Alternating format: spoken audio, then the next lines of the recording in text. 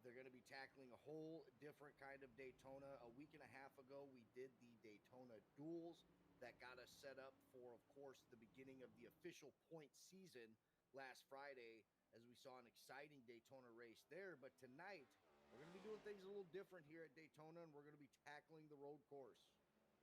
Yeah, it's going to be a lot of fun. Several turns throughout this track. Off the top of my head, I will admit I cannot actually remember how many turns through here, but it's not something you normally see NASCAR Cup cars doing. You say normally just make a bunch of left turns this week. It is right turns on hand here for the Daytona road course. Gonna be a lot of fun. Cannot wait to see where everything goes. Got a cool, crisp 67-degree temperature outside today. Track temperature, or is that track temperature on there? I'm not sure. I don't remember how SDK lines that up there, but it's gonna be it's gonna be exciting either way.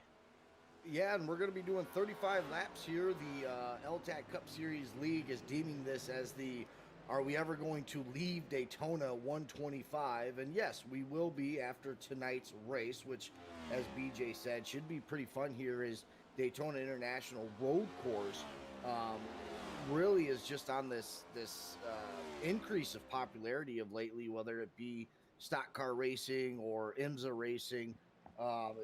Daytona Road Course certainly being shown up in a lot of leagues towards the end of last year, and now beginning in 2022 with the L-TAC Cup Series. Why not take care of it a week after you do the Daytona race before moving on to more traditional tracks? But BJ, I don't know if you've been able to look at the schedule overall, but these guys here at L-TAC certainly not afraid of road courses. They're going to be doing a race at Monza, and a couple of other tracks that you really don't ever see the stock cars at. I mean, I'm talking about not even in the country. So it will be interesting to see those tracks specifically. But here tonight, what a good opportunity for some guys that may deem themselves as a road course ringer. It's going to be the second points race of the season to be able to take advantage of that early on into the season. Yeah, there's gonna be a lot of different things that, like you said, don't normally see. Uh, I, for one, am really excited to see how it turns out for these drivers, and excited to see who it is that turns out to be that road course ringer that can bring it home on tracks that, as you said, you never see these stock cars at. Of course, this series being sponsored by Tucson Sound Art. Shout out to those guys. And speaking of guys to keep your eyes on here tonight, the 2001 Clash Podium was Derek. Oh, I'm going to butcher this last name. Rolleveld with Holden McGill, Joseph. Track record again being held with that Derek Rolleveld with a 155.134. That was last year's race here. So just some drivers to look out for. And of course, last week's winner of the regular Daytona race, Holden McGill, obviously coming in with all that momentum as he was the winner of the first race. You take Daytona, BJ. What does that mean for a driver who, in all seriousness, it's not like Holden came on late, avoided a big wreck, and kind of snuck in there and won because of that. He was strong all night last week, showed a lot of poise, and was able to walk out of Daytona with a win. That's a statement going into the season. It's showing you've got what it takes to do it. You know what you have to do to be on top. Now he's coming in. He's got the momentum. He's got the numbers already in the points. He's already ahead of the game and ready to rock and roll with going into the next race, being this race right here. So it's a huge run, and as we all know, the Daytona 500 is like the Super Bowl of NASCAR in real life. About the same here for these guys here as it sets them up for the season. As we ride along with some of these drivers, finishing the practice session, talking with some of the admins before tonight's race, just going over a few things. Never before has L-TAC had a points race at a road course so early in the season, and he was telling us that a lot of the drivers all week have been saying that the track has felt like ice, hence the session being run with the coldest temperatures possible, BJ. The biggest spot to watch for will be the final chicane, cars snapping loose and shooting left when braking is far from uncommon. Now, when I heard that information, I wasn't sure if that was because of the next gen package that they bring to the road course, or if just a lot of guys are really struggling trying to transition from the oval aspect of Daytona to a road course. And Brandon, I really lean more towards it being the next gen cars. 'Cause I've raced quite a bit here at the Daytona road course, and I've raced a good bit of the next gen cars. And man, there's almost no force feedback, so these drivers don't feel the cars near as much. So when they get the little tiny bobbles in the cars that they would normally feel in their wheel and be able to correct, they don't have that option quite as strongly, quite as much as in the next gen cars as what they did back in the Gen 6. So I really lean more towards it being from the next gen cars. We're gonna have to wait and find out and see just how tonight goes as we roll over into qualifying. Yeah, as we transition over into the qualifying session here, it should be about a 10-minute session, I would assume. Once qualifying ends, these guys are going to have a driver's meeting. We're going to play the national anthem. We'll get ready to go green flag here. Just some notes for the viewers at home. Unlike what you normally see here at the oval races, BJ, there's not going to be any there may be full course cautions, but it's going to take quite the event for that to happen. We're looking at just local cautions only here tonight. Absolutely, it means a lot for these drivers because making a lot more turns than what they usually do, they're going to be getting tired. They're going to be getting wore out, and it can be very taxing a lot of times on the driver to run these races like they do. So for them to not have to hold off and take and get that long break for a caution, especially going all the way around these long tracks, it's going to help these drivers out and keep things moving right along for them. Some additional notes for viewers at home. Due to the Gen 7 cars not having dirt tires yet, the Bristol race is going to be swapped around with Pocono. This means that Pocono will be the race next week, and Bristol Dirt won't be until May 6th, when hopefully iRacing has added the dirt tires there. Of course, that race is going to be a handful regardless of what tires you have. But BJ, without those dirt tires, I'm sure this Gen 7 was just impossible to navigate Bristol Dirt.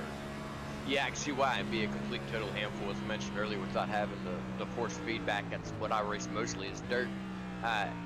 I personally would be the crazy one to go out there and try it as a big dirt fan, but I don't think it's going to be I don't think it would be a great idea, so I agree with the decision to hold off and try to run them again later. Tucson Sound Art sponsoring the series here. A little bit about them before we get green flag. Tucson Sound Art introduces an entirely new and enjoyable way to listen to music in your home. Uploading and making your own images and pictures into Sound Art is as easy as 1, 2, 3. Everyone who looks at the picture will wonder where the great sound is coming from. A single charge will last days and gives you the ability to go truly wireless with no power cables. Sound Art looks good in any room in the house, from the front room to the back room. The speakers are powered by batteries and receive audio via Bluetooth connection, meaning nobody will even know that the art they are looking at is actually producing the sound they're hearing. Tucson Sound Art specializes in creating custom artwork from your personal artwork and photos, or you can also choose images from their expansive collection of high-quality photos. It's the perfect gift for friends, family, and business associates. To learn more, visit www.tucsonsoundart.com. BJ, sounds like a wonderful thing that they have going on here with Tucson Sound Art. We see them throughout sim racing as a whole, and honestly, I've checked out the website, and what a cool idea and innovation that Tucson Sound Art is doing. And they put together a lot of really cool things that seem to be really enjoyable. I haven't had the opportunity to really look that much into them, but it's definitely worth something worth checking out. Now, going over the points, of course, we've only had that one points race. That was last Friday, which was won by Holden McGill. We talked about that. So he's sitting on top of the leaderboards with 50 total points. Now, behind him, Anthony Muthsadi. He's going to be in second place with 42 overall points. Grant Peterson in third, tied with Matt Rucci, 41 points apiece. Ryan Dingler with 40. Joseph coming in this season is one of the favorites. He's sitting right there in sixth right now with 39 points. A good showing for him at Daytona. Connor LaFrance going to be in seventh with 37. Bradley Walters, 36 points in eighth. Jeremy Berger in ninth. He's tied with 33 points along with Frank Flores and Hunter Thrower So guys tied there for that 9th spot. And then Kevin Franks on the outside of that with 32 points. So, you know, stating the obvious here after 1 week, it's obviously still anybody's season right now, but we do see that Holden McGill, Joseph, Matt Rucci, some of these guys that, you know, when I stepped in here a week and a half ago, BJ, these names are all familiar. These were the names I was told to look out for the season. And, you know, to be able to not only finish well at Daytona, but to be able to survive Daytona week 1 and finish within the top 10, and then coming to the Daytona road course, maybe some of these guys who are looked at as favorites, there's not that pressure to be able to outperform yourself at a road course here tonight. Right, you know, it really helps out being early on in the season as well with that. They can get it done, they can get it out of the way, and then come back and try to have that charge throughout the season, working our way back up through the points. So having it early on helps out these drivers a lot with that aspect there, and they can just get it done, get it out of the way. Now, a little bit of a longer qualifying session, as we talked about. It's going to be about 10 minutes, but nonetheless, the best out of your 2 laps will be your time. We'll go into the drivers' meeting right there. If you guys watching at home want to get into the Cup Series action here on Fridays with L-TAC, they are currently recruiting for a Wednesday night truck series. Sessions are going to be at 8:30 p.m. Eastern on a weekly basis. They're going to be running a 25-week schedule that will run alongside the Cup Series. Perform well in the trucks, and you could get invited to race in the Friday Night Cup Series. To sign up, go to the L-TAC Racing League Truck Series page on iRacing, or talk to Nolan J. Rempel. BJ, what an opportunity there for anybody watching at home that may want to get into a pretty big Cup Series. I mean, you know, we were talking a little bit, there was 25, 30 drivers signed up for this road course. That's usually when you see your numbers go down, but it looks like the L-TAC Cup Series keeping their numbers strong here tonight. What a great opportunity to get involved with these guys, get in their feeder series with that Wednesday night truck. Yeah, and you know, quite honestly, I'm usually busy on Wednesday nights, but I still thought about taking that time off in the evenings and getting into this myself, taking a look at that there. It sounds like it'd be a lot of fun, and if you're sitting at home, you want to get in on racing, or you're looking for a league, I think this would be a great one to look into. Got a lot of good racing going on. And update from our race admins, Logan Hamilton has set a new track record here for the Daytona road course with 1 minute. And Ryan Dingler has actually just, if anybody beats Dingler, same message. Yeah, Ryan Dingler now with the 1 minute 52 second .63. Not only on top of the leaderboard right now, but it looks like, as far as the L-TAC Cup Series go, that is a new track record here tonight. He beat the previous track record set just a few moments ago by Logan Hamilton by just over 0.3 of a second as well. So drivers getting very, very quick here in the Next Gen Series here at Daytona Road Course. Yeah, it really is. And, you know, that's why I was kind of surprised to hear about some of the negatives about this, because going back to last year, 2021, towards the end of the calendar year, I had talked to a few guys who are pretty good on road courses and spent a lot of time with the Xfinity cars and the ARCAs and the Gen 6 cars, and they had actually thought that the Gen 7s performed a little bit better here on the road courses. And L-TAC maybe not sharing that opinion early on, but as we see here, we've had 2 drivers so far here, BJ, set track records here in these Gen 7s. Yeah, it's definitely making a statement about the next gen cars. They're moving really, really quick. And I'm going to take a quick look, see what the previous track record was that they beat. Previous track record for this series was held by Ryan Dingler in qualifying with a 152. Oh, they've already updated in there, so I can't see what the previous one was. But yeah, they're definitely making that statement. They're definitely moving up and proving the next gen car does have something for them here at the road course, setting down much quicker laps than what they had previously. Yeah, now how crazy is that for Logan Hamilton, who first came through with his time of a 152.94, thinking, "Wow, I just got the track record. I'm sitting at pole.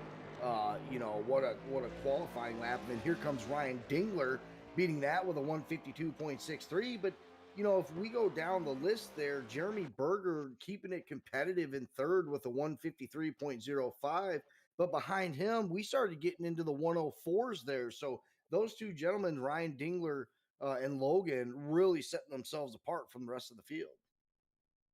That's right. As we get ready, they're rolling into a 5-minute warm up to give them the drivers meeting right now. I totally lost my train of thought on that one, actually. Well, that's going to run us into the national anthem. Our producer here tonight, Mason, going to get that ready for us. So these guys are going to have their little warm up, their drivers meeting. We're going to go into the national anthem, and then we'll get these guys out onto the track for their outlap.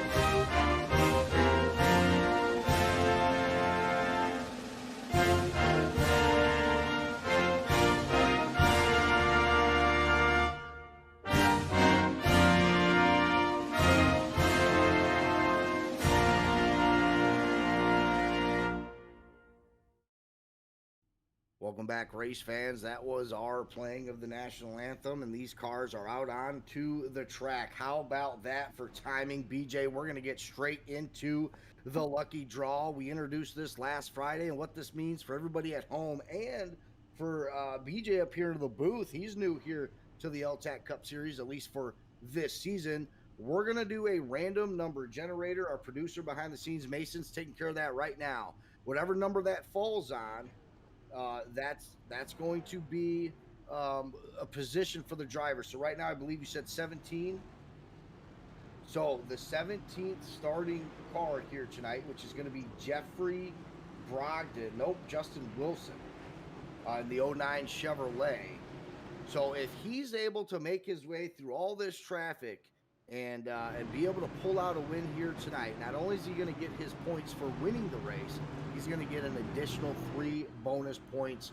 BJ, what a cool thing to implement in here. And honestly, on a night that hits and that lucky draw winner actually does win the race, those extra 3 bonus points at the end of the season could be huge.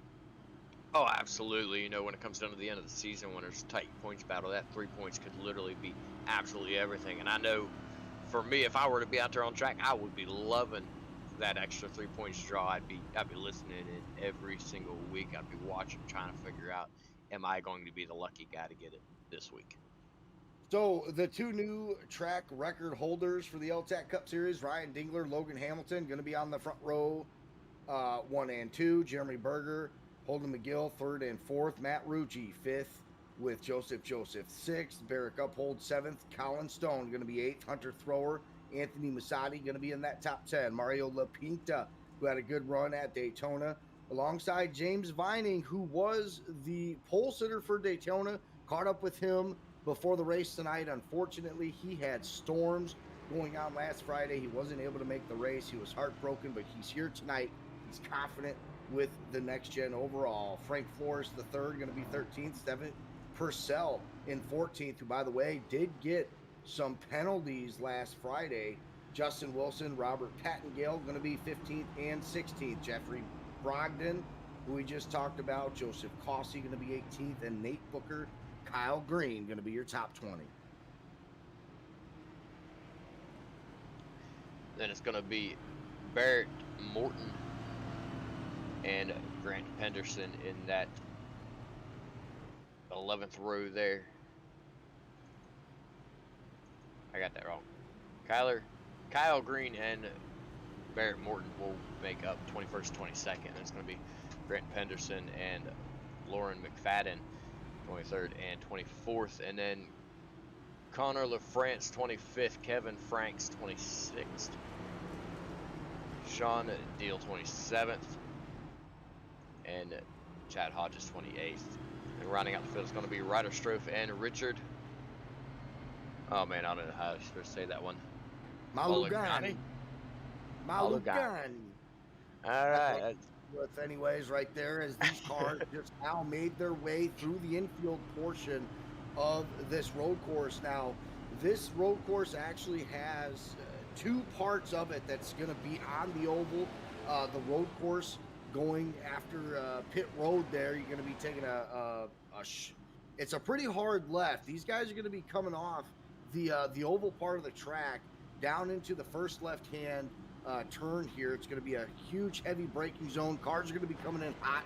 They're going to have to make sure that they're hitting their braking marks on that one before going through the infield portion of the track. Right now, these guys coming down the back stretch right now, there's going to be a bus stop that these drivers have to get through. Again, this is going to be a key braking zone here. Guys are really going to have to be on their marks. It's going to be tough to pass through these bus stops. So whatever happens on that back stretch, you better make sure that if you're taking it too wide, you trust that guy that you're on the side of there. So going through that section right there, keep our eye on that. Then it goes right back on to the oval part of the track before we get to that NASCAR style chicane that, again, BJ, is going to be a super heavy braking zone. These guys are going to be carrying a lot of momentum into there, and it's not easy to navigate through.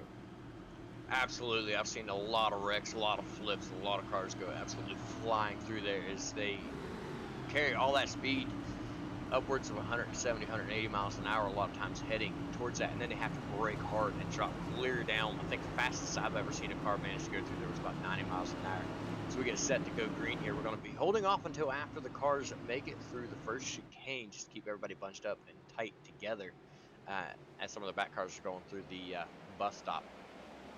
And there is the green flag drop right there. We were skipping the bus stop there, so we are good. The 8 car of Ryan Dingler with a good start there. A nice jump on the green flag. This is that left-hander we were talking about. This is going to be the heavy braking zone, or at least the first of many, as they make their way through the infield portion of the course. At least up front here, so far so good. Ryan Dingler with over a second lead right now over Jeremy Berger in the early going. Berger getting a little bit loose though. The 12 of Logan Hamilton actually getting into the back of him there. So already, hey, look, cold tires, maybe some nerves here this first lap could be make or break for some of these drivers up front. Absolutely, and they're making a really close call there in that first turn by making contact right there. See the time in and time out, get together and cause the caution. And Ryan Dingler gets off to an incredibly strong start as he has pulled way ahead. He's at almost 2 seconds now ahead of the car behind. And that gap just continues to grow as everybody else taking their time, all bunched up. He's out there all alone, can run the line that he wants.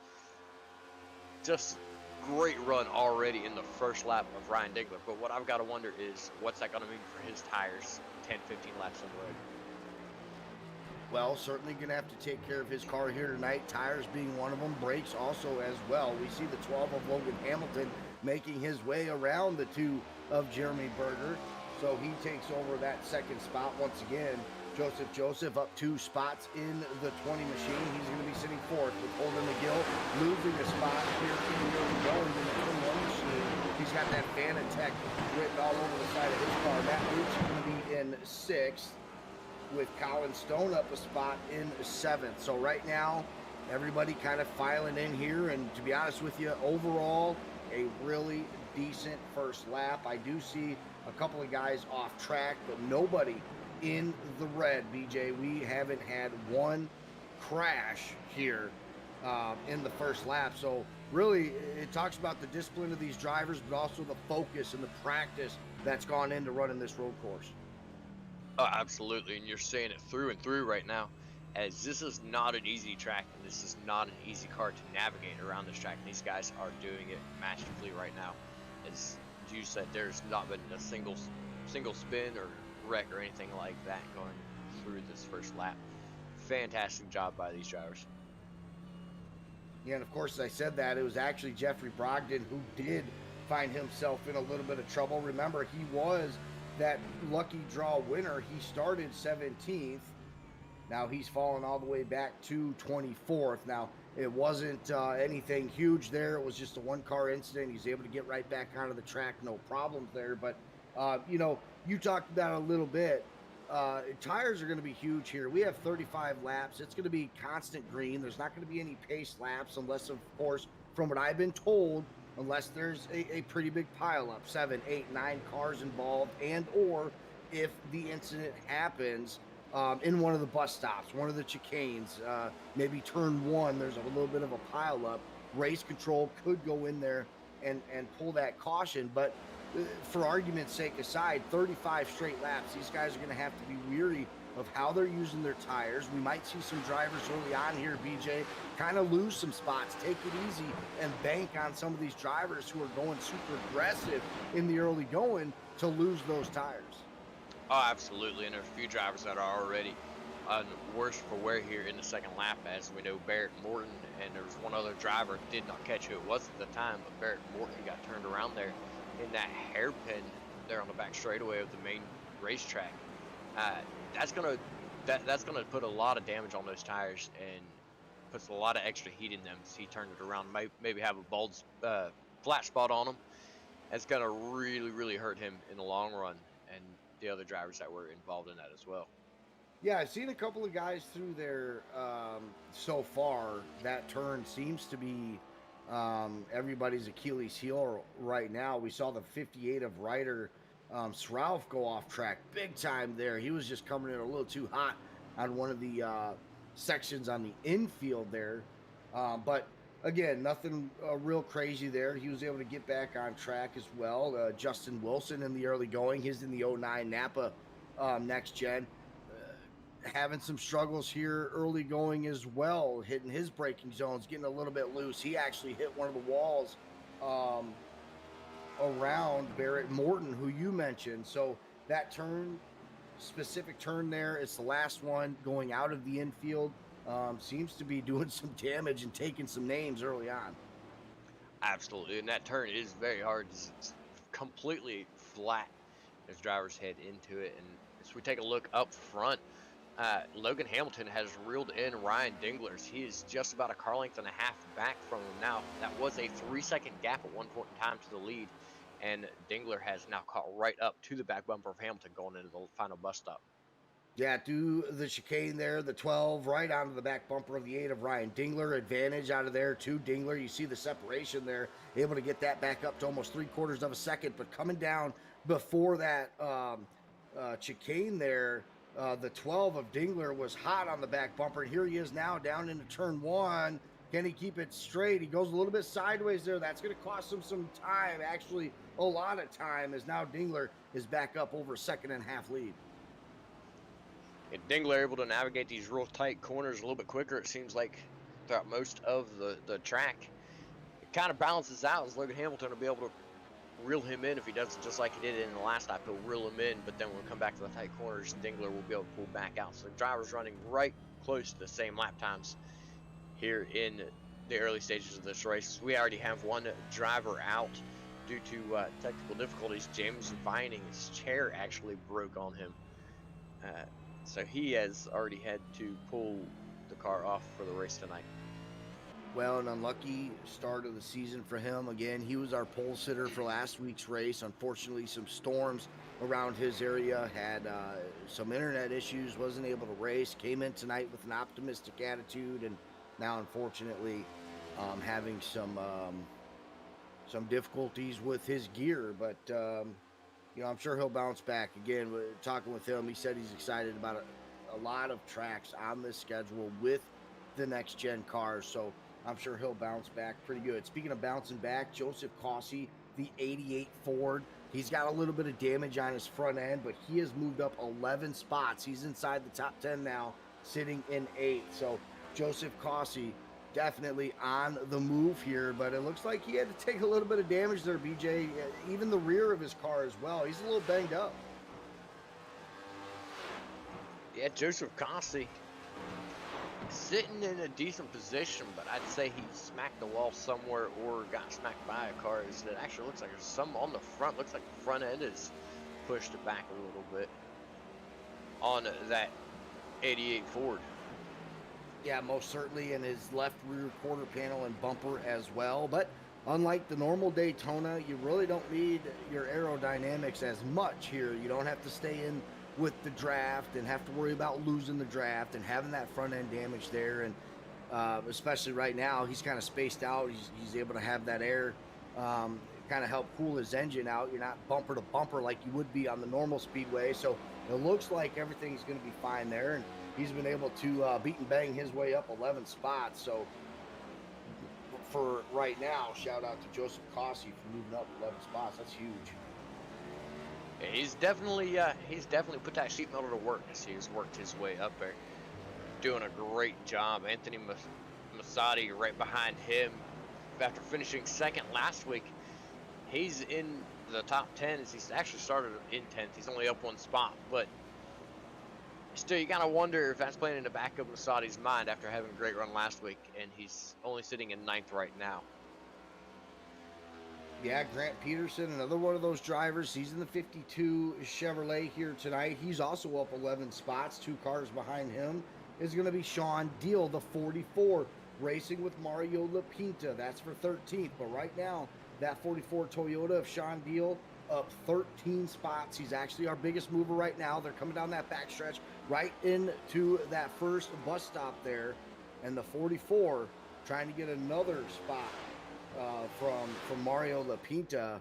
But Mario certainly capable of himself. Again, had started second, or was going to start second last week, but because James not being able to make it, he actually started in that pole position last week, and towards the end of the race, it obviously didn't go how he wanted it to, but he's looking for a strong bounce back here tonight on the road course, certainly, or currently sitting 13th, trying to get his way into the top 10.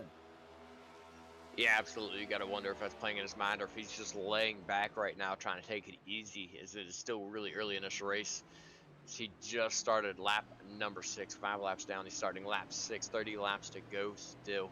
13th really is not a bad spot to be sitting in this early in the race. A lot of turns to make, a lot of miles left to run, to trying to work his way forward. Can't help wonder if he's just taking it easy right now. Yeah, and it looks like, as I'm kind of doing double duty, kind of calling the live action, but also going back and looking at some of these wrecks here as well. It looked like the 58 car who we mentioned before got a little bit loose. He actually hit the wall moments ago. That was some heavy damage onto the 58 car. I believe that's Ryder Sroof or Sroofe. Sorry if I am butchering that there, Ryder. Sroof. But nonetheless, heavy damage on the 58.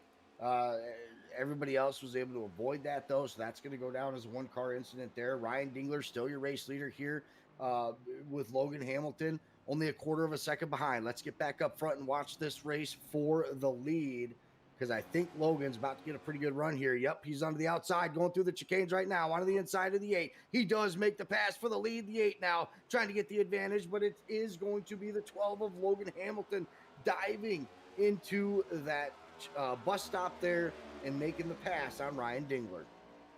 He makes the pass there through that bus stop, and that's a very tricky place to make the pass. And you know, Logan actually just apologized to Ryan, said he did not mean to get that run there. He just braked later, and it gave him the shot past the outside. So actually something kind of interesting there out of Hamilton there.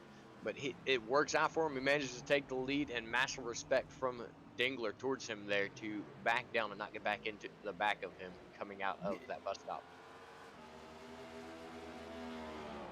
Yeah, and you know, honestly, shout out to Ryan Dingler for being able to see that in his rearview mirror as well. I think he was kind of sensing that the 12 of Logan Hamilton was going to get a run on that backstretch right before that bus stop. Um, and sure enough, doing some rear view driving there, able to see that Logan was getting ready to come down into that corner a little bit harder than he has been, and able to kind of just check up. You let Logan Hamilton pass, and you live to fight another day. As I'm sure Dingler and Hamilton, that's not going to be the last that we see these two guys. Oh, absolutely. And I know from experience the way Logan Hamilton took that bus stop there, that puts a lot of wear on them tires. You know, you drive in there real hard and fast like that, yeah, you might gain a lot of time. You might even gain a position as Hamilton did there. But that's going to put a lot of wear on his tires. That might come into fact later when Dingler is ready to take another shot at this lead over Hamilton. Well, yeah, and as we mentioned before, it's going to be a long race here, 35 laps. At the Daytona road course, these guys, doubtful that we see any caution laps at all. So it's going to be, you know, their apps and what they're running for you know, crew chief, for pit stops, really coming into play here tonight. Pit strategy going to be key. Will we see guys, you know, most of the time with these road courses, BJ, from my experience, some of the guys that are running towards the back, as soon as they start getting a little sketchy on their tires, they come down pit road. But when you're up front, you're pretty much going up until your fuel tells you that you can't anymore. So, and we see the 12 car there with a hard brake, and as you mentioned before, kind of burning up those tires. But when you're racing for the lead up front, you kind of try to stay out as long as you possibly can. Yeah, absolutely. You've got two solid options, and there's no right or wrong. It just kind of weighs on, you know, how many tire sets you got and what your strategy was going into this race. But you've got your lap count strategy going in, looking at how many tire sets you have. If you're worried about tire, where you're going to set, you're going to get a game plan for when you're going to go and get those new tires, or you're going to just game plan for, I'm going to push as long as I can, and I'm going to keep my positions as long as I can. And as soon as I get down to, you know, 1 or 2 laps of fuel, I will go in and get my new tires and fill up. So it's going to be really interesting to see who's going to be running on that game plan and who's going to throw their game plan completely out the window because they're fighting for position up there in the front. Absolutely. We got the track map on the right bottom corner of your screen. That's going to be able to give you guys a look at just how separated this field is going to get. And right now, BJ, looking at that track map, it is pretty spread out here throughout the field. It is, and you know, a lot of these drivers are going to be scratching their heads at that and hating that being spread out, because it hurts them when they get to the main oval of the Daytona outer racetrack, trying to catch back up to others. That draft's going to weigh in key for a lot of those drivers further back being able to catch back up. But then you've got the other drivers, especially the ones up towards the front, that are going to be thankful for that spacing, for everybody being spread out, as they'll be able to get away even further and keep on moving. Yeah, what just happened right now, the 12 of Logan Hamilton was able to make his way around the 58 car. He was a back marker there, now a lap down. But the 8 of Ryan Dingler, who now got ahead of him, he struggled a little bit to get past the 58 because it was just an awkward part of that track, BJ. They were coming down to that last bus stop, and I don't think the 58 really wanted to do anything crazy. He didn't want to leave his racing line. So the 8 of Ryan Dingler kind of just had to sit back and allow for that time to happen. Again, eventually making his way around there, but that opened up the door for Logan Hamilton to go out to a 2-second lead. Yeah, and you know, that is also something that you know, Ryder Chaufin at 58 has the opportunity to do. He is allowed to do that. He's allowed to maintain his line, as he's also racing for position. Though he won a lap down, he's racing for position, trying to catch one of those guys in front of him. So he's completely in his right to do that. But it does help out Logan Hamilton and hurt Ryan Dingler quite a bit. But in the long run, it may end up helping Ryan Dingler if Dingler just took his time, sat back, and not tried to push past him and kept his tires. It might end up helping him in the long run over Hamilton. Well, and that could actually be what does it, right? I mean, we're sitting here talking about, okay, you know, these guys up front, they're going to be pushing hard all night long because well, it's kind of just natural when you're up front. But when Dingler comes into that situation, he gets brought up or hung up by that lapped car. He now might sit back and say, hey, you know what? Um, I'm probably not going to catch Logan now, at least for a decent amount of time. Why don't I just start settling down a little bit, getting into a little bit of a slower pace, saving these tires, and playing the long run. And we're going to go ahead and jump over to a break here as we get a word from our sponsors here at the Daytona Road Course. There are moments that surprise and delight the mind and the senses. Introducing Sound Art, the world's first truly customizable, concealed, flat panel art speaker system. A revolutionary combination of incredible sound delivered from your most meaningful pictures. When art and technology intersect, there is a seamless blend of creativity and function. Come alive in the streetlight, pulling at the stars in the moonlight. Every time I feel you close. With Sound Art, anyone can print their own artwork or pick from numerous licensed artwork that we have. The possibilities are limitless. Enjoy beautiful and amazing sound throughout your home. The entire surface of your artwork generates incredibly robust sound. Sound Art is elegantly hidden behind a high-grade, textured canvas wrap, bringing together the best of sound and art. This innovative design allows for a truly invisible, high-fidelity sound experience without bulky speakers. For licensors and other businesses, we are capable of producing thousands of units per day. We're using the highest quality materials to give you the best product available in the market. Everywhere you look, there's always art. What I like so much about Sound Art, that you could just pair it and play. Ansia, your art never sounded so good.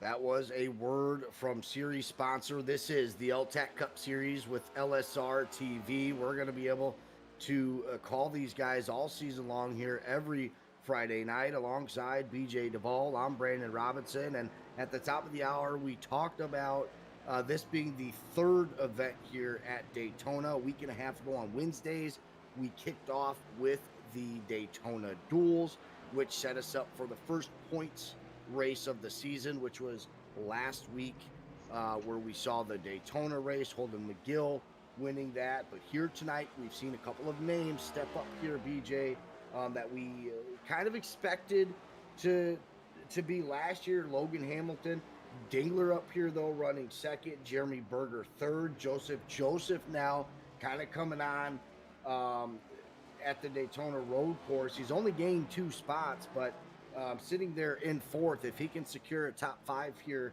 tonight, I'm sure he'd be happy with that. But then on the flip side, we see some names that maybe we haven't gone over yet, with Joseph Causey up 12 spots. He's inside the top 10, sitting at 7th.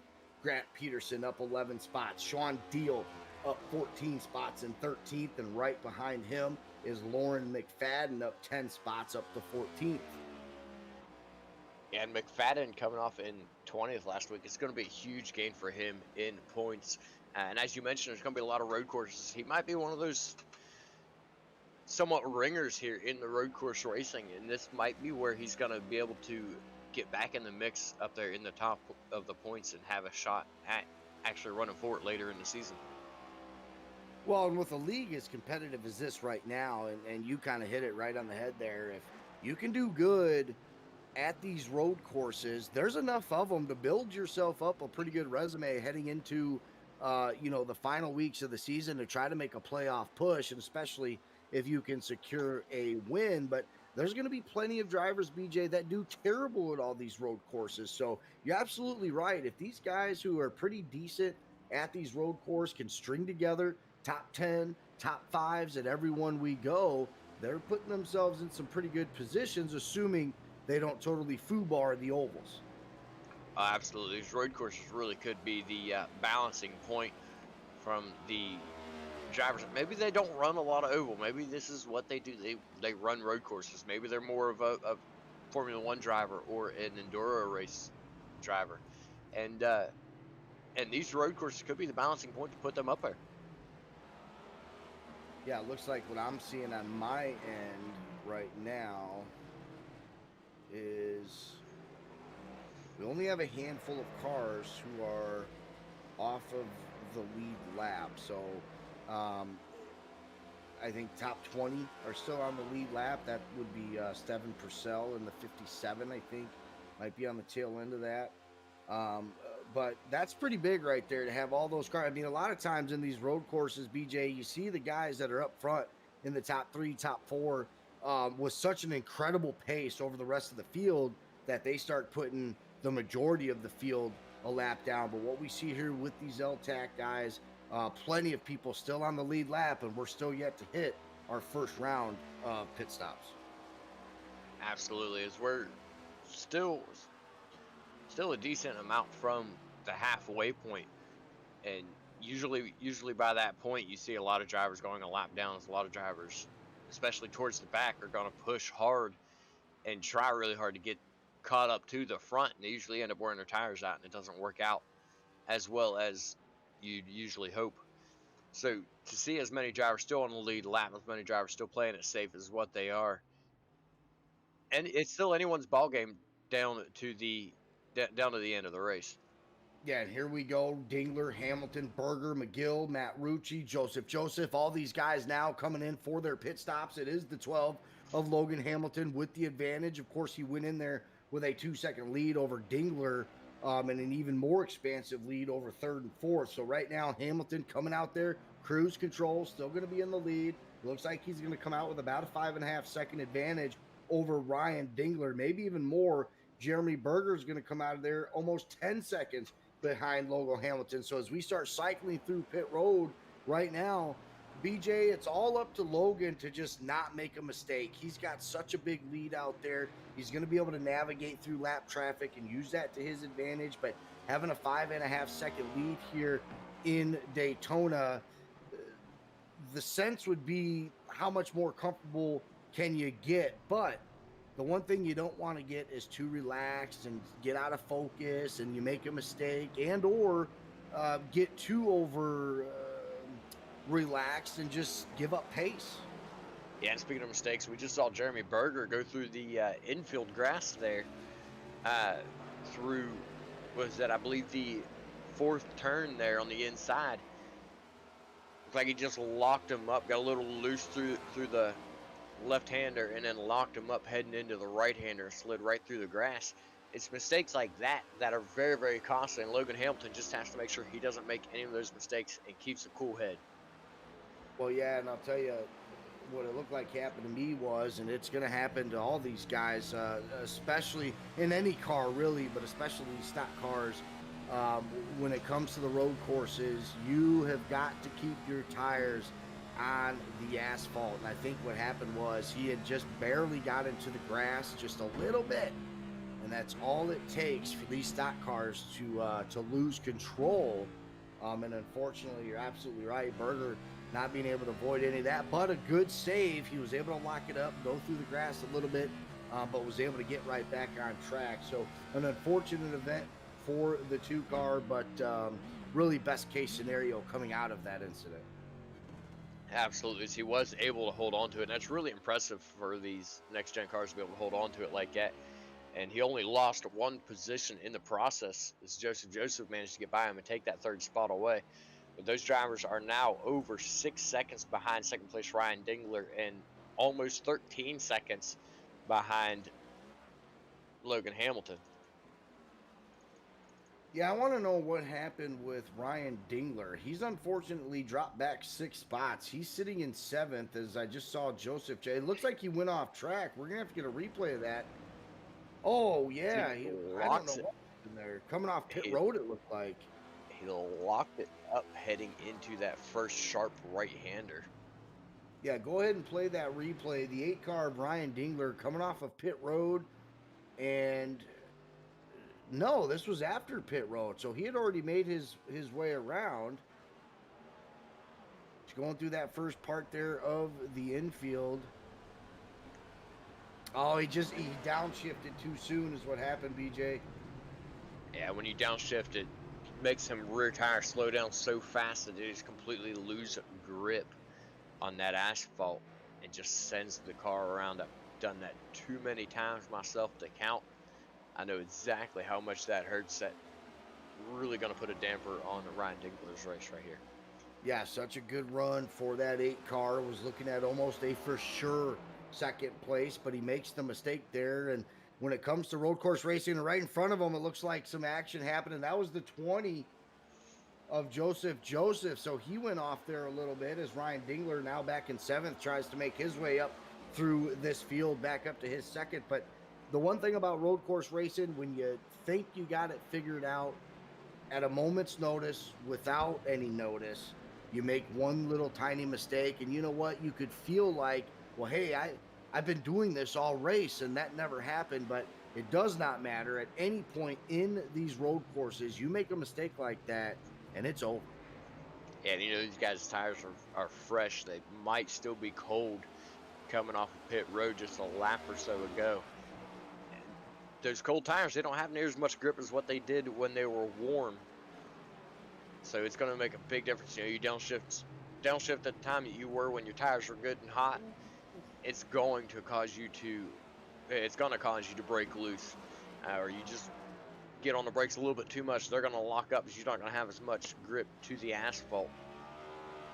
Yeah, if we could get a shot of Ryan Dingler and Joseph Causey right now, the 88 and the 8 going at it side by side, now single file, but they had a nice little race there going between each other. That is for 5th and 6th. Joseph Causey in that 5th spot. Ryan Dingler in the 8 again on that campaign to get back his spots. And Matt Rucci as well. He was in front of them in the 48, but all 3 of these guys were battling for position, and there's the 8 off track. Dingler going off there in the bus stop on the back straightaway while he's battling for position to get forward. Dingler's race just went from bad to worse, as not only did he lose more spots, but he went further and further behind those drivers, and now he's got a lot of work to do to get up there. Yeah, those guys were side by side there, and you know, I talked about that before we went green flag racing with these bus stops. If you're going to go too wide into the chicanes, into these bus stops, you really got to be mistake free. And unfortunately, Ryan Dingler, I don't know if he got pushed off. I don't think there was contact between him and Joseph Causey, but I could be wrong. I didn't get the best angle of it, but nonetheless, Joseph Causey now coming down pit road, so that's going to be his pit stop. He had such a good run going. Of course, he's going to fall back here a little bit, but again, definitely on the move. We'll have to see where he ends up after this pit stop and just how far he's going to get off of pace. But it does open up the door for a couple of other drivers like Anthony Musati, who's up a spot in the 9th. Grant Peterson, who we talked about earlier in the race, up 13 spots. He finally cracks in to the top 10 in his 52 Chevrolet. Yeah, it's Anthony Musati's up there. Things are definitely mixing up a lot. They're moving and shaking with Grant Peterson up there in 11th. He's up 12, as you mentioned. Drivers are looking for every single mistake they can find and try to find their way forward, and it is working for a lot of them, as we saw mistakes from Dingler earlier. Yeah, that was a long pit stop, might I add, for Joseph Causey. Not too sure if maybe he stayed and got some damage repaired there. Obviously getting tires and fuel, but I wonder if he got any optional repairs done to that car. It was pretty banged up when he went down into pit road, so I guess that could have been the culprit for a long pit stop there. But he's now back onto the track. He does fall up or back down to 14th, so he'll be racing with the 58. That's Lauren McFadden trying to make it around the 58. So Causey actually comes off pit road all by himself right now, so he's got a lot of work to do to make his way back up through this field. Yeah, and it's looking like he's going to be, I believe, about 10th, so he's still inside the top 10, still up 9 positions. But there is a big change there. He sat on pit road for a long time. I can't help but wonder. I went back and took a look at how he went into pit road. I can't help but wonder if he got a speeding penalty going into the pits there. Well, that also could be the case for him. I'm checking in with Jeremy Berger right now. He's in the 2 car. He's been up into the top 3, top 5 pretty much all night here. He started 3rd, currently finds himself 2nd. Remember, there was a big battle up there for the lead with Hamilton and Dingler, and the 2 car of Jeremy Berger kind of got shunned out on lap 1, but he's been able to, since after these pit stops, be able to make his way back up into the top 3, currently now sitting 2nd. He's got Joseph behind him, battling it out with Matt Rucci. That's for 3rd and 4th. So the 48 and the 20 working well together. They've pretty much been bumper to bumper now since those pit stops. We'll see right now if the 48 of Matt Rucci can get a run onto the 20 of Joseph. Here we go. You see them there tight together as they head for that bus stop. It looks like Rucci's going to hold it back and play it safe. He actually gets a little bobble there coming out of the bus stop, so that's going to allow Joseph to pull ahead of him, but just a little bit more and get the good run off of that final bus stop across start-finish line. Last week's winner, Holden McGill, now. That's going to allow him to get onto the back bumper of Matt. As you called it, he got a little loose coming out of that bus stop, and now he's trying to slow down because the 33 car trying to join the track at the wrong time. Oh, and the 21 of Holden McGill goes around now. So a couple of these drivers inside the top 5, and of course the 21 obviously ticked off. The 33 car trying to join back onto the track, which is a no-no. Check your relative there. You can't just come up onto the track like that. And unfortunately, BJ, it costed Matt Rucci and Holden McGill a lot of time, and in Holden's case, some damage. Yeah, let's go ahead and take a look at that replay. So the 33 car trying to get back onto the track. Unfortunately, the 48 had to slow down. He locked it up. The 21 of Holden McGill had to go all the way off track there. So just an ill-advised move by the 33 car. And Holden McGill not looking very happy about that at all. As he worked his way back around there. You saw it in the replay, and he's now coming around the track. He's going to have a little bit of damage on that car, and he was having a great run along with Matt Rucci there, having great runs up there in the top 5 area. Oh, we got a yellow, and that brought out our first caution as the 21 and the 33 were ruled blocking the track. They brought the caution out.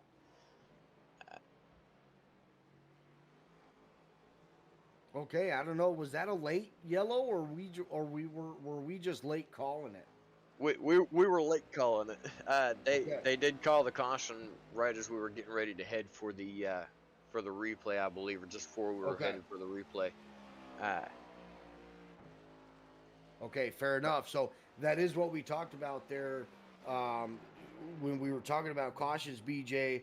We didn't think we'd see any, but we knew there was going to be a possibility if there was either a big wreck involving 7, 8, 9 cars, or, like we mentioned, if there were some holdups here on some of these tight turns going down into turn 2, technically, is where that happened. But we had 3 cars kind of sideways there blocking the traffic. So, in my opinion, a very good yellow flag, but you got to imagine Logan Hamilton can't be too happy about that, as his multiple second lead is now going to shrink, and these guys are going to get lined back up side by side. And last I saw it, he was just over 15-second lead. And that caution came out right after the contact between McGill and the 33 of Penagale made contact there.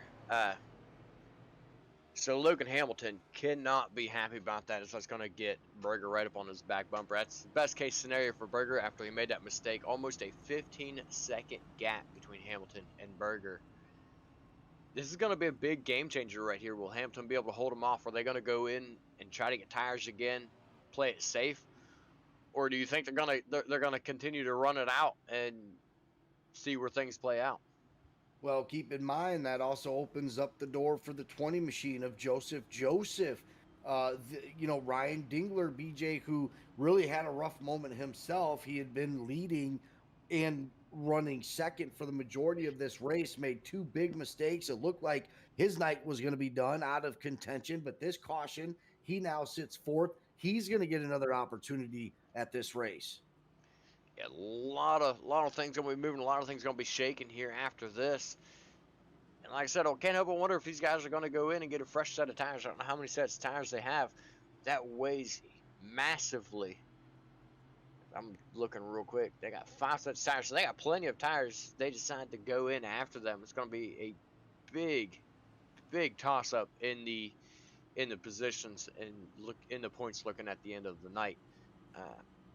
Another thing to add note to this is only the third time that they have had a caution on a road course here in the L-TAC series. As a year ago they had one at Watkins Glen, and then last season the last time they visited Watkins Glen they had another one. So this is only the third road course caution that this series has actually had. Well, and to be honest with you, you really just don't see them a whole lot. Even in the road series, whether it's a GT3 race or an IMSA race, you do have local cautions, but it rarely ever stops the field. It's just a yellow flag icon on your screen, and okay, something happened in front of me, I need to use caution. But again, for everybody that saw it, us here in the booth, I think we're all in favor. That was a pretty good caution to throw out there. And BJ, that's going to change some things now too, because with just 16 laps to go, that's going to allow these guys to come down pit road, collect another set of tires, and make sure that they're fueled and most likely able, or at least close to being able to, finish the race after this pit stop. Yeah, those guys coming down pit road include Logan Hamilton, Jeremy Berger, Ryan Dingler, Joseph, Matt Rucci, Holden McGill, Hunter Thoreauer, Colin Stone, Barrick Uphold, Sean Steele, Kevin Franks, and many others. So you see all of our front runners going down pit road, and at the current point in time, I believe the standings are going to stay about the same up in the front. Hamilton, Berger, and Joseph still sit towards the top 3. So not a lot of changes, but these guys are not going to have fresh tires to go out and start battling it out. See and where as things we're on our land. first caution of the night, before we get back to green flag racing, let's take a quick commercial break. It's going to be Anthony Masadi and Grant Peterson, your 2 new 1 and 2, when we come back and get the green flag. There are moments that surprise and delight the mind and the senses. Introducing Sound Art, the world's first truly customizable, concealed, flat panel art speaker system. A revolutionary combination of incredible sound delivered from your most meaningful pictures. When art and technology intersect, there is a seamless blend of creativity and function. Come alive in the streetlight, pulling at the stars in the moonlight. Every time I feel you close. With Sound Art, anyone can print their own artwork or pick from numerous licensed artwork that we have. The possibilities are limitless. Enjoy beautiful and amazing sound throughout your home. The entire surface of your artwork generates incredibly robust sound. Sound Art is elegantly hidden behind a high-grade, textured canvas wrap, bringing together the best of sound and art. This innovative design allows for a truly invisible, high-fidelity sound experience without bulky speakers. For licensors and other businesses, we are capable of producing thousands of units per day. We're using the highest quality materials to give you the best product available in the market. Everywhere you look, there's always art. What I like so much about Sound Art, that you could just pair it and play. Ansia, your art never sounded so good.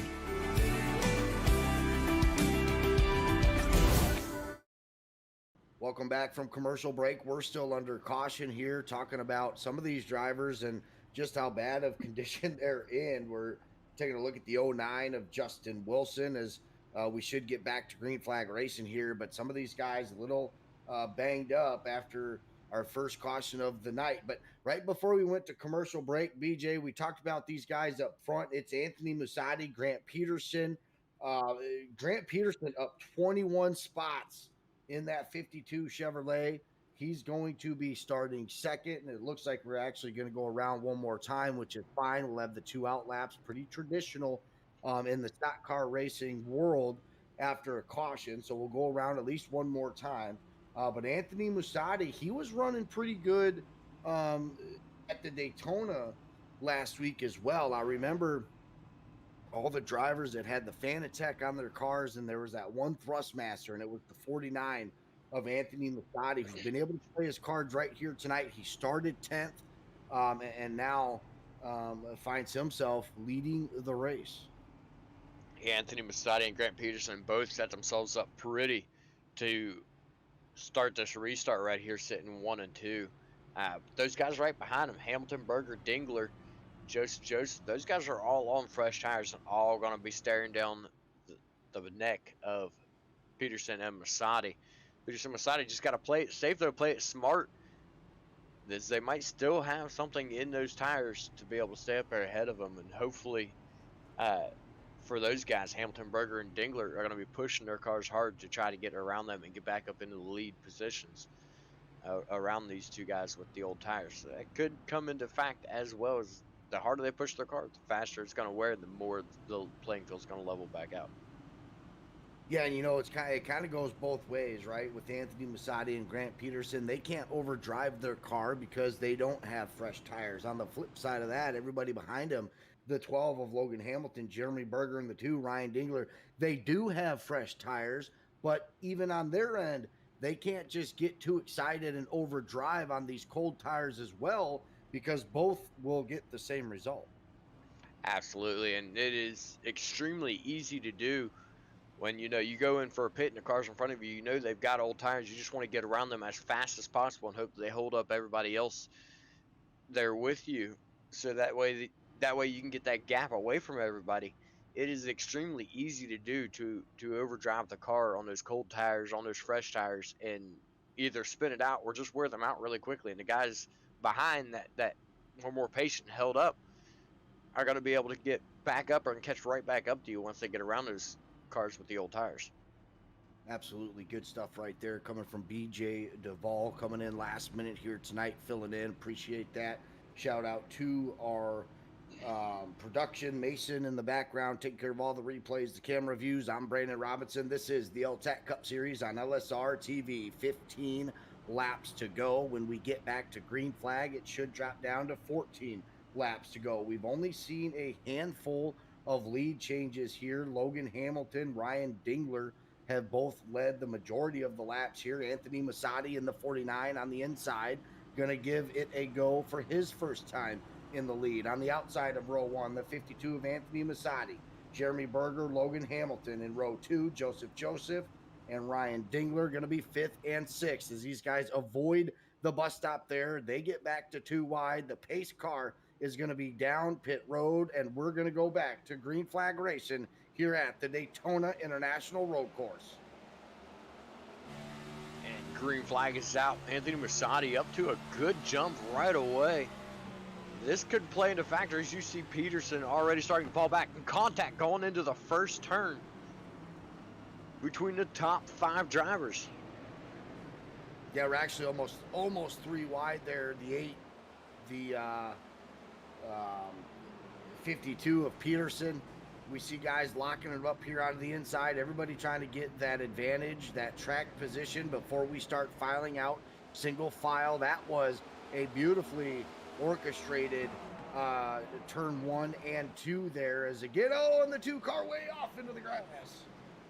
And that is the second time we've seen him do that, almost in the same spot. He's going to lose a ton of positions as he takes it nice and slowly around the inside to rejoin the field. But he's going to have to hold off and sit back as he's going to have that time penalty. Oh, absolutely, right there. I looked back up to my scoring real quick and saw that he made it out alive there in fourth, and I was like, no way, he's got to have a penalty there. And now you see it. You called it, BJ. He's up high out of the track right there. Hopefully, you do get, I think you get a pretty lengthy time, so he might be able to wait till the bus stops before he really has to slam on the brakes and slow himself down there. But certainly not what you want if you're Berger. I mean, you just got the caution, and now he's skipping this bus stop. So I'm not too sure what's going on there with Berger, but you kind of got a bone thrown to you with the caution coming out. It rarely happens on the road courses. You're back up front. You just can't afford those kind of mistakes. No, you can't. He just mentioned that he messed up going into that last bus stop and ended up missing it. And, whoa, we got a car going around in that bus stop.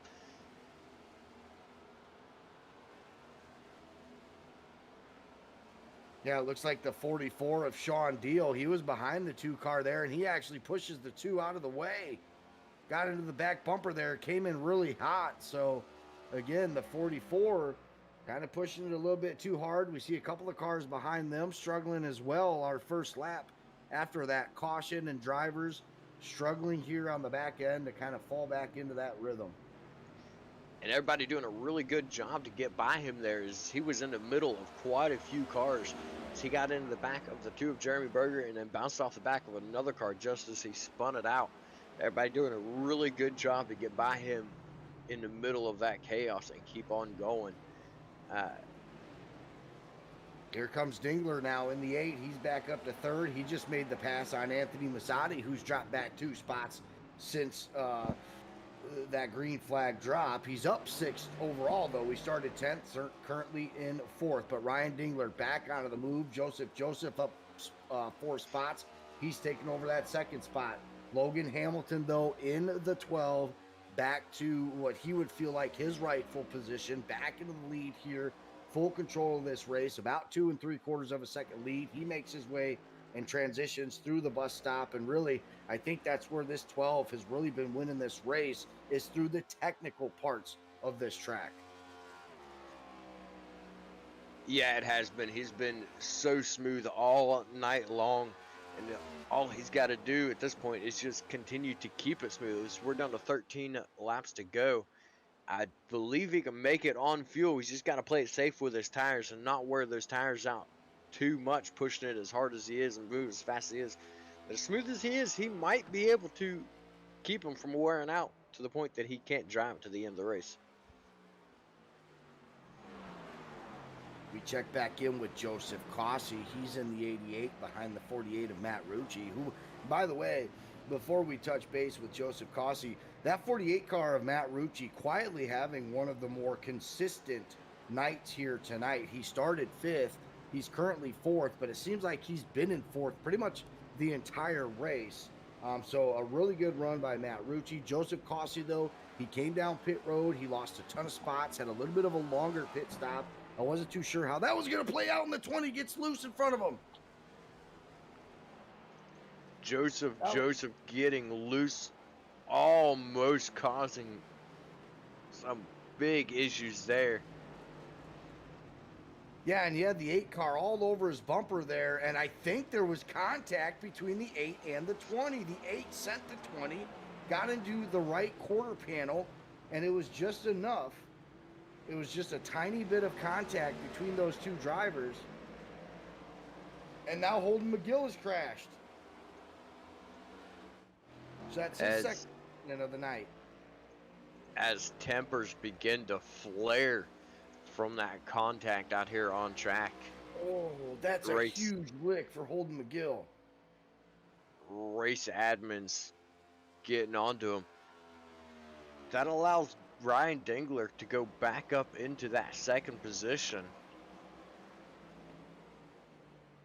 Yeah, it does. Good call there, Ryan Dingler. And he's bringing Matt Rucci and Joseph Causey with him. Really not a whole lot of separation there as they come into that bus stop there on the front stretch. And here comes the 88 of Causey, looking for the outside, doesn't get it. Falls back in line behind the 48, gets a little bit loose coming out of that bus stop there. Doesn't lose a whole lot of time, but big advantage to Ryan Dingler, who's able to grow his gap between him and Joseph Causey.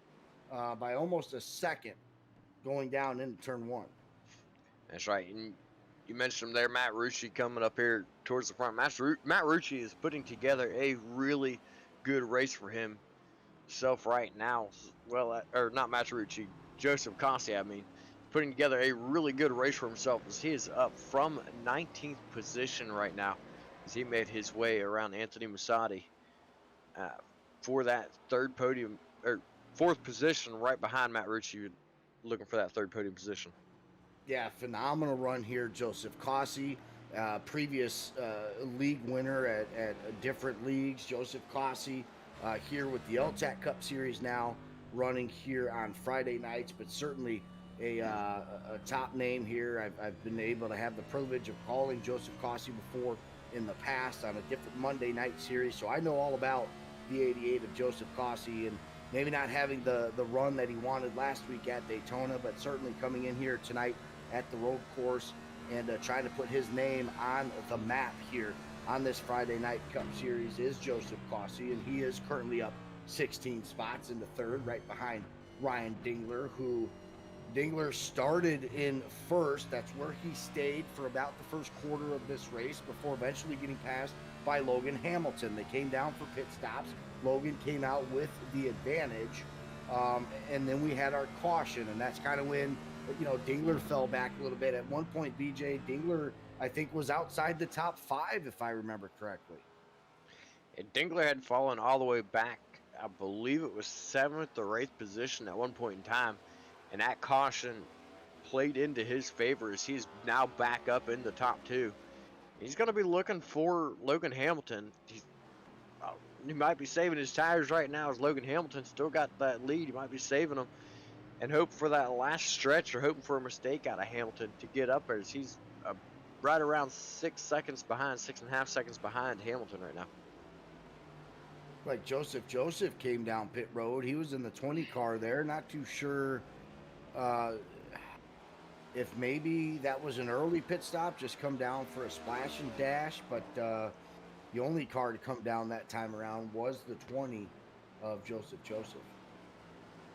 Yeah, I'd say he went ahead after that little spin that he had. I'd say he was probably going ahead and getting maybe another set of tires, maybe getting a last splash of fuel, since he had already lost those positions, and hoping that those guys up in the front will take one final money stop there towards the end of the race and give him the chance to catch back up or get those positions from them.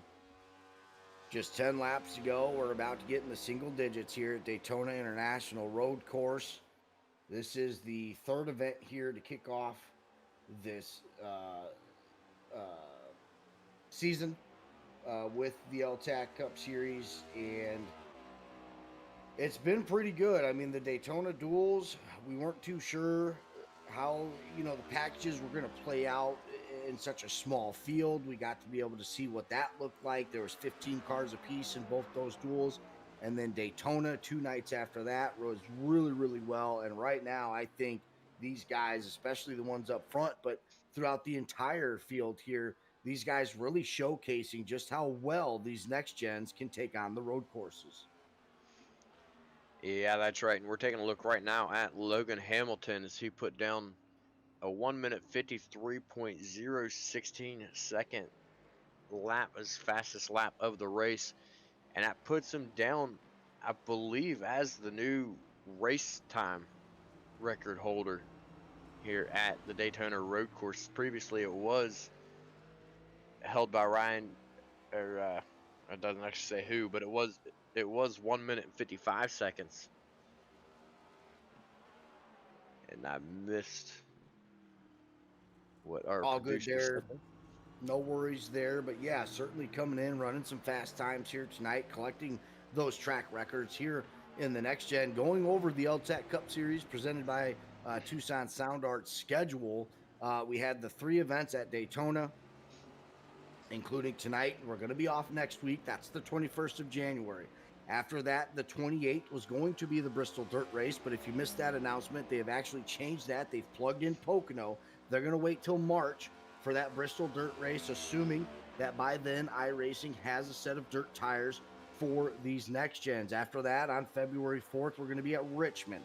Indianapolis, Darlington, Nashville Fairgrounds, going back to the road course on March 4th. We're going to be at the Charlotte Roval.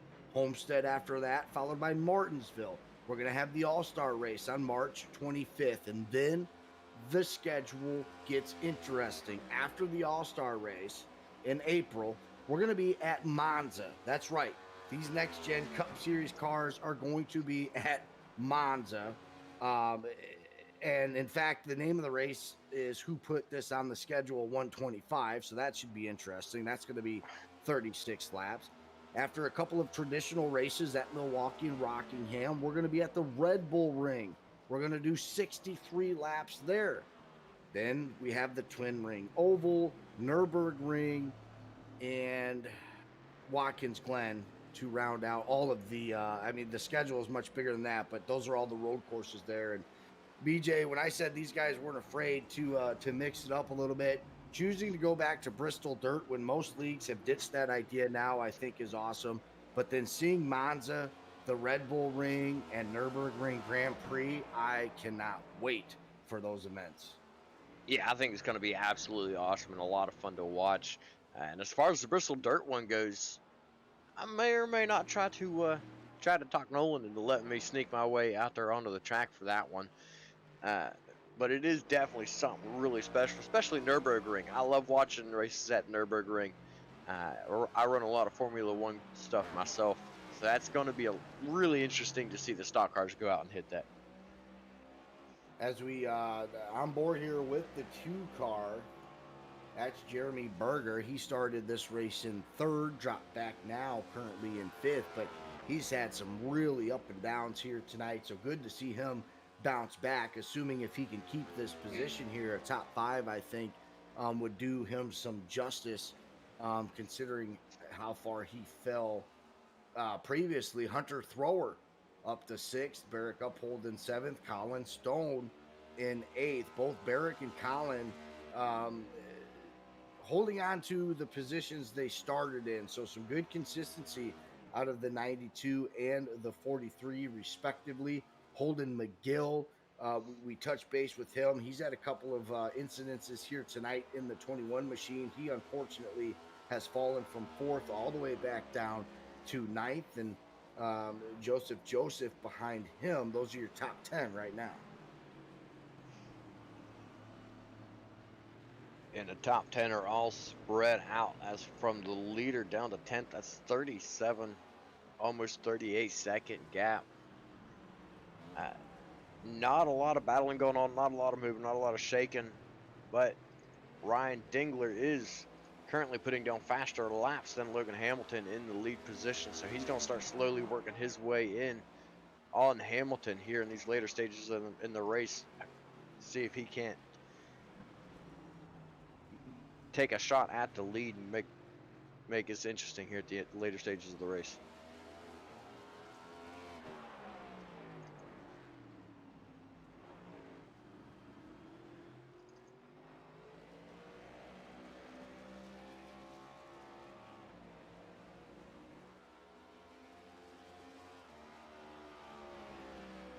Hello, Brandon?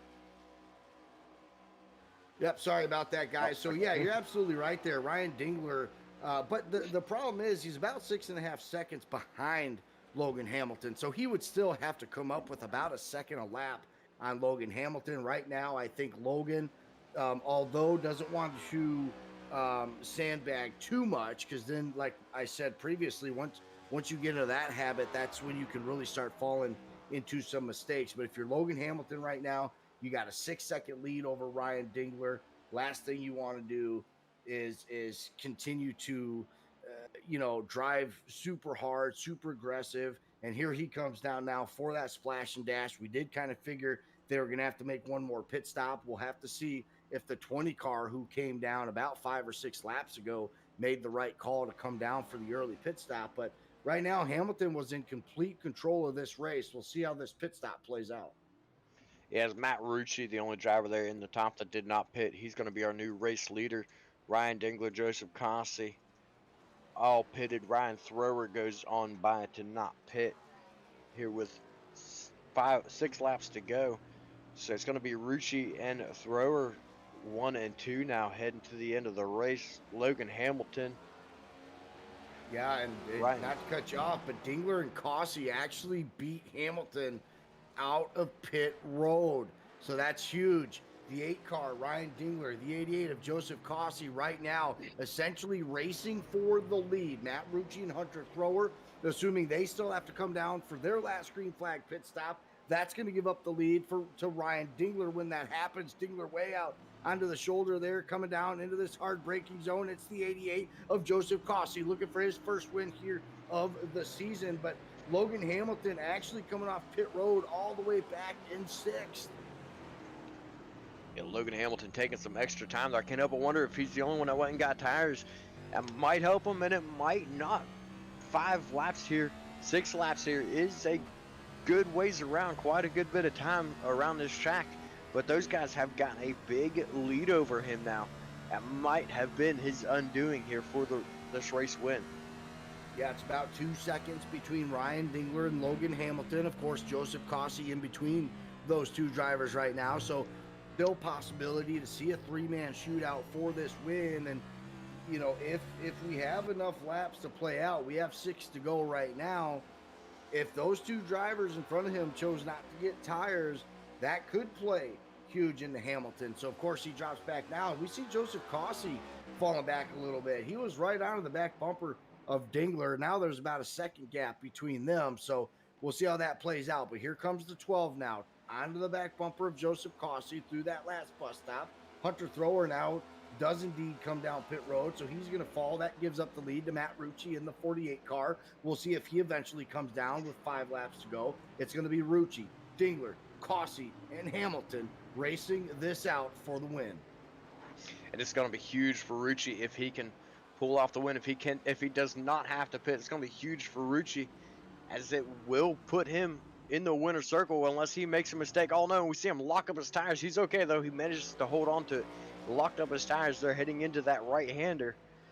That could have been costly, but he managed to hold on to it. He's only got 5 laps to go, 4 after he crossed the start-finish line, and there's a 15, almost 16-second gap between him and Dingler that last time across the line. This could be big for Matt Rucci if he can finish this race out where he's at. Yeah, and that's going to be huge right there. You called it, 15-second lead between Rucci and Dingler. And what that really does is allows the 48 machine to sit back there and, if needed, save fuel.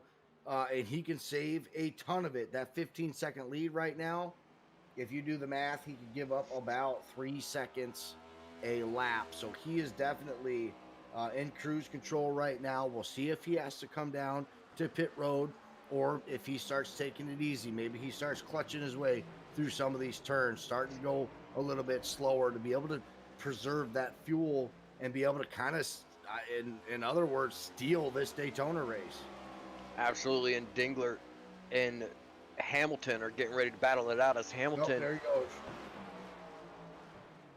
Go ahead. Rucci heading down pit road, but Hamilton did apparently take fresh tires, but he makes a mistake heading to that bus stop as he gets loose. Downshifting too early, heading for that bus stop, sends him down off the track on the inside. But he is back up or getting caught up to Dingler's. Dingler's now going to have the race lead once timing scoring rolls over.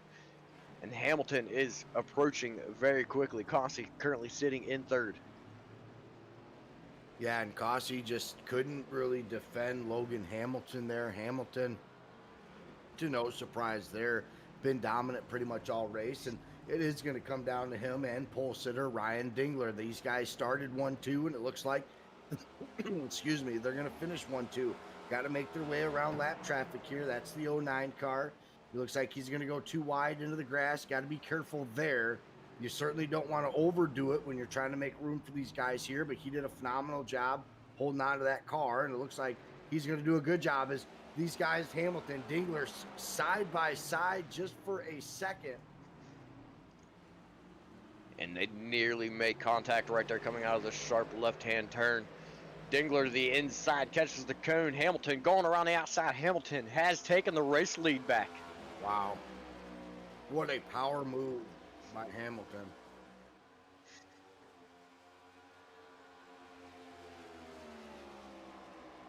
Is that Hamilton? What?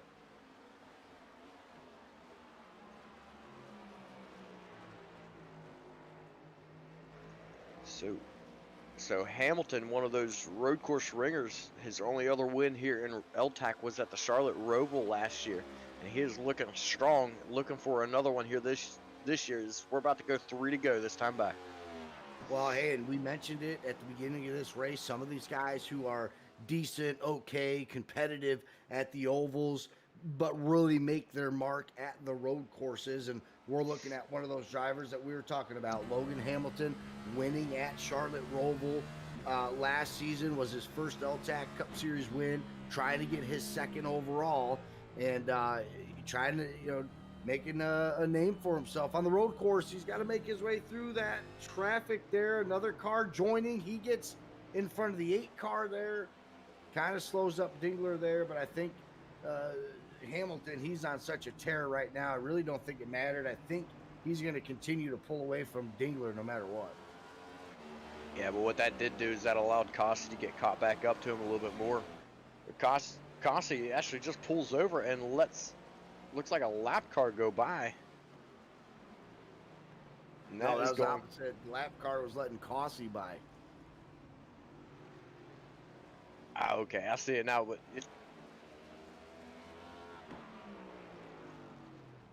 Causey makes his way around that lapped car, now trying to catch Dingler for that second spot. That'll be something to look out for. But right now, your top 3 drivers, Hamilton, Dingler, Causey, pretty well spread out. Causey is 2 seconds behind Dingler, who's 2 seconds behind Logan Hamilton. So right now, a nice little buffer between those 3 cars. Matt Rucci, who had to come down pit road 2 laps ago, he makes his way back up into 4th, so he's looking to secure a top 5. He sees nobody behind him. It is the 20 of Joseph, who Dingler goes around in 5th. Oh no! Sorry to cut you off there. I just caught Dingler good. going around there, coming out of that first bus stop on the back straightaway. That is going to be really costly for Dinglers. He's made several mistakes this race that could really hurt him, as he ran over a turtle and sent him around. Yeah, and it's been very controversial as Joseph now makes his way past Ryan Dingler. That specific turtle, as these guys like to call it, has been talked about this week. Of course, with Daytona Road Course being on the schedule for one of the series, there's been a lot of people that have struggled with that and have complained. And, there's been IRL talks, BJ, about removing that off of this track, and you see why. Yeah, those turtles, though they do add an interesting aspect to the race, those drivers carry quite a bit of speed heading towards them, run them over, and they could literally send those cars to airborne, and it could be a very dangerous point. So I can see why they're talking about taking them out of the real-life racetrack, the real-life course, as that could potentially cause a lot of harm to not just the driver's wallet, not just the team's wallet, but the driver themselves. Well, and we saw an incident like that in real life at the Indianapolis Road course last year, where it was taking off splitters on these guys, and certainly trying to make a couple of changes here at some of the road courses, and this one being one of them. Now, Matt Rucci up to 3rd. He was able to make his way around Ryan Dingler, who hit that turtle, and Joseph, who is in 4th. So Matt Rucci now trying to get onto the podium. He's about a second off Joseph Causey. So right now it's the race for second, as Logan Hamilton's been able to get out to an 8.5 second lead. Yeah, Hamilton, this is all his race right now. As long as he doesn't make any major mistakes, there's nobody that is going to catch him. But Rucci and Causey looking to battle it out, as Rucci is catching up to Causey very quickly with just 1 lap to go this time by. Yeah, as we take the white flag, we actually get on the inside of Matt Rucci's 48 machine as he tries to track down Joseph Causey. That is for 2nd place. Logan Hamilton takes the white flag. He's miles ahead of these guys. All he's got to do is hold tight, try to stay out of trouble, stay off the grass, make sure you're hitting your braking zones, downshift perfectly. Just do everything right, do everything normal. Don't sweat it. Don't try to push yourself. You have a huge huge lead right now. And, you know, Causey and Matt, you know, they're going to be worried about racing each other. So, and it's going to be huge for Matt. Is this going to put him up in? This should put him up in the top 3 in the points. Causey, coming off of last week, an 18th finishing position. So it's going to be big for him to put him up there towards the top. And sort of, as we mentioned earlier, start leveling that playing field with these road courses being in the schedule. yeah, and plenty of them too. We went over that a few moments ago, but certainly, you know, plenty of opportunities for these guys who are good at the road courses to make an impact here this season. But nobody right now making an impact as much as Logan Hamilton, as he's got one more bus stop to make his way through after this turn 3 and 4 of the oval section here. Here comes Logan Hamilton coming out of turn 4. One more bus stop to go, and he's going to take the checkered flag here at the Daytona International Road Course. A phenomenal run by Logan Hamilton, pretty much dominated all night long. And unfortunately, BJ, we didn't get to see the race between him and Dingler, with Dingler making that mistake a few laps ago. But Logan Hamilton going to take home the checkered flag.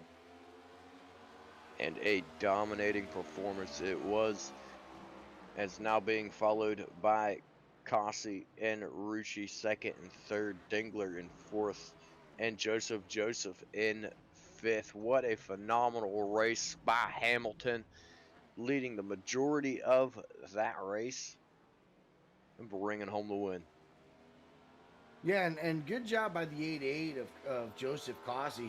He moved up 17 spots. He started 19th there, was able to come in and take second, hold off Matt Rucci, who he himself had a phenomenal race. He started 5th and ended 3rd, but he had stayed there the entire night. So just an absolute clinic put on by the 48 car of Matt Rucci. Those are going to be your podiums.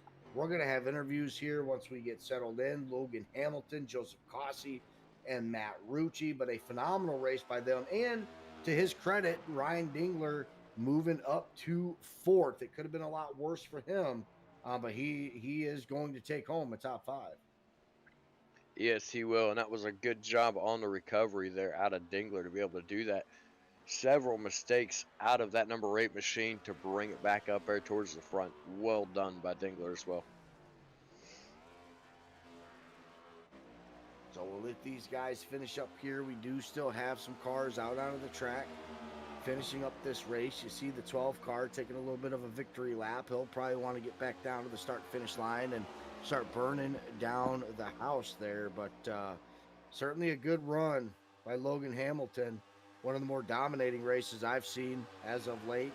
And, you know, again, he can get it done on the road course. He won at the Roval. He wins here in 2022 at Daytona Road Course. So certainly a phenomenal finish for the 12 car indeed. I'm sure a long time waiting for him to get back in victory lane after a year's time from winning his last race.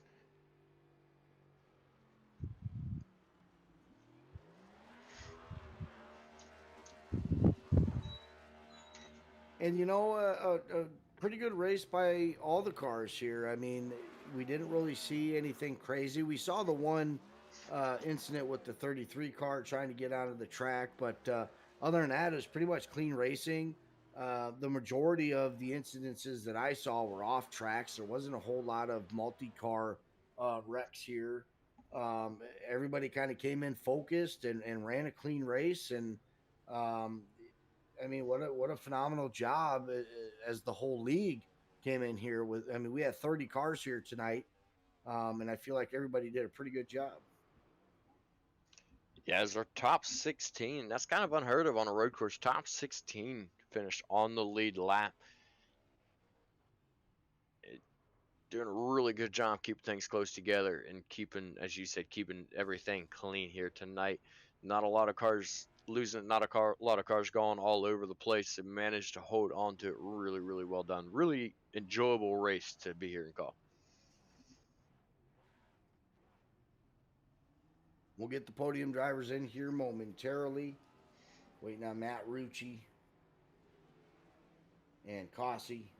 Of course, race winner Hamilton, I'm sure he's a little busy right now doing the donuts. We'll let him celebrate a little bit.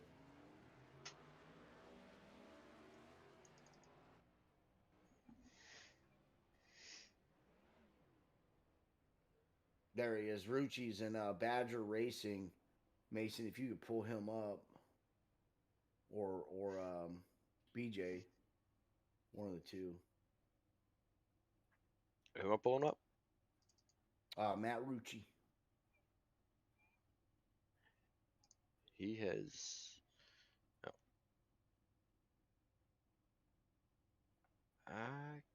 Yeah, there we go. All righty, Matt Rucci in here in the 48. Matt, you got a copy? Yeah, I do. Hey, a really, really solid run there tonight. At the end, I said putting on a clinic was the 48 car because, I mean, even though you didn't win the race, you're probably the most consistent driver out there. You started fourth, you end up third, but it seemed like no matter who was leading the race or no matter what was going on in front of you or behind you, you were constantly in that top four, top five position here tonight. Talk to us a little bit about the preparation that went into the Daytona road course and how you were able to stay so darn consistent throughout the night. Yeah, I'm gonna be honest. I got about 10 minutes of practice, right before, hopped in the race. Didn't know where to brake, didn't know where to go.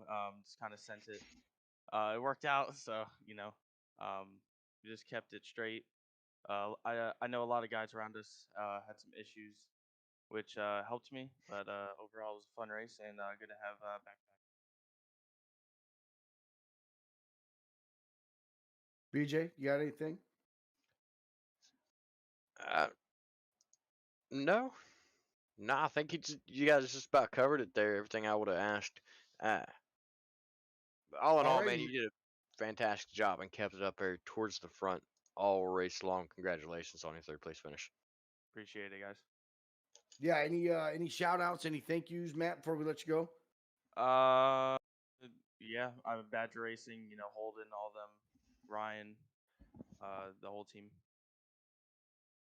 All righty, that's the 48 machine of Matt Rucci finishing third here tonight. A phenomenal run there. Next up, we're going to pull in Joseph Causey. BJ, I'll let you take the first question, and then I'll finish it out. All right, Joseph, what a race from you here tonight, coming from 19th all the way up to second. What was the mindset going into this race? What did it take for you to make it all the way up to second from the back half of the field? Trying to be more consistent as possible. I ended up killing the turtle out there near the end, but I was trying to work my way through. I ended up getting a speeding penalty, so that caution helped me out so much. It's unbelievable. And we seen you get held up there in pits. Now we have the actual answer. It was in fact a speeding penalty. We were watching you here all night long. Do believe, yeah, most definitely the hard chargers. You were up 17 positions to come home there in second. Just a fantastic job overall all night long to work your way up there towards the front. I'm gonna hand it over to Brandon Allen if he's got anything to add. Yeah, Joseph, Brandon here. As somebody who's been able to see you advance in these leagues, I saw you win a championship on a Monday night series in the last gen cars. Now you're here in the bigger leagues here with the L-TAC in the next gen. Talk to me a little bit about your progression through the different iRacing leagues and how you have found yourself here in the L-TAC Cup Series, who has a big field, a well-organized Discord, and talk to me a little bit about the challenges of going from a little bit of a smaller league like the one that you won the championship on Mondays. Now you're in a bigger league where we're getting 25, 30 plus cars week in and week out. This one I was a part of part time. last year, and I did win a couple I did win Charlotte. I don't remember another race if I did win one. So I've been a part of L-TAC for since last year, and I wanted to start from the beginning and finish to the end and see where we come up with. Daytona wasn't the greatest for me. Didn't go too well, but we definitely made some noise here tonight here at Daytona on the road course. Yeah, phenomenal job here on the road course. And it had seemed like every time you moved up, there would be something that kind of pulled you back. But when it was all said and done, just a phenomenal run up to second place. Joseph Causey in the 88 car. Congratulations on the 2 spot here tonight. And we're off next week.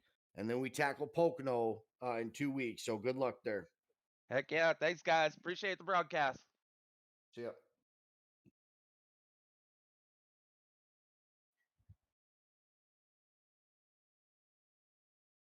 All righty. So He's Haley unfortunately, Deegan, Logan Hamilton number not 12. Yeah. in the Discord.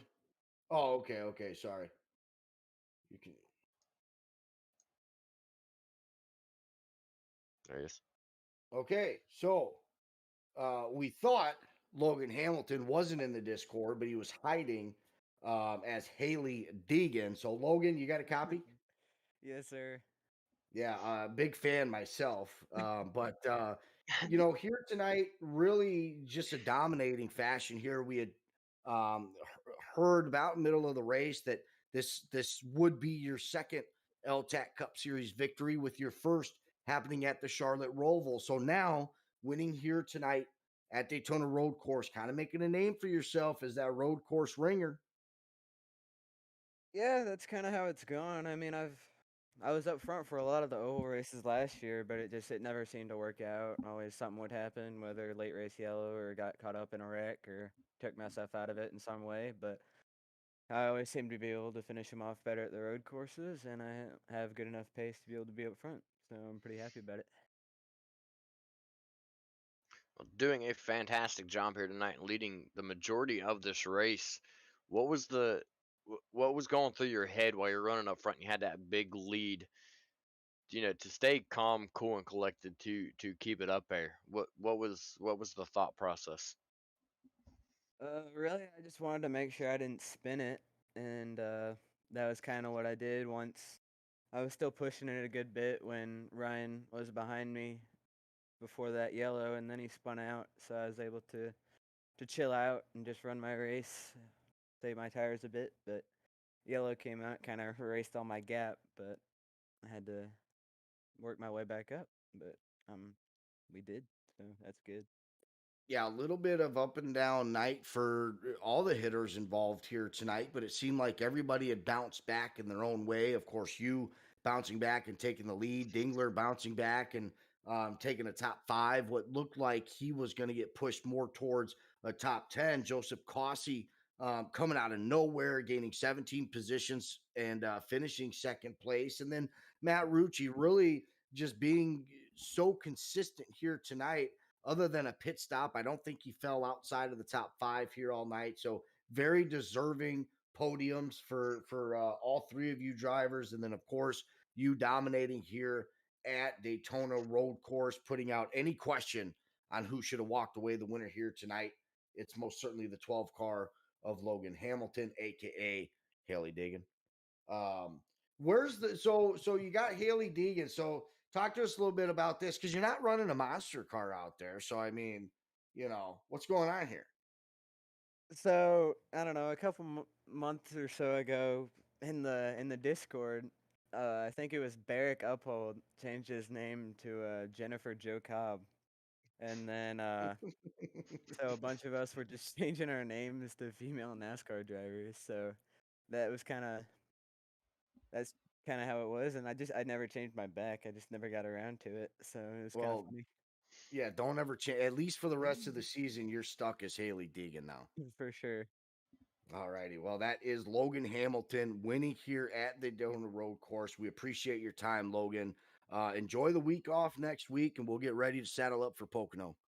Yep. Thanks. I just want to say thanks to Tucson Sound Art, big supporters of mine. They were obviously on the car tonight and sponsor the league and everything. Patton Gale's a really good friend of mine, and he helps me a lot. So it was thanks to him, thanks to all my teammates, Colin, Jeremy, Kyle, Mario, all those guys. And yeah, thanks to you guys for broadcasting. Thanks all the admins for putting on a good show. Absolutely, man. Have a good night. You too. Yeah, and as he said, I'll echo that. Shout out to Tucson Sound Art. But BJ, what are your thoughts here? Daytona Road Course, better than you expected, right around where you expected. Um, I, I mean, call the night for us just a little bit. Definitely better than I had expected. I'm not gonna lie. Road courses usually get strung out. They get boring.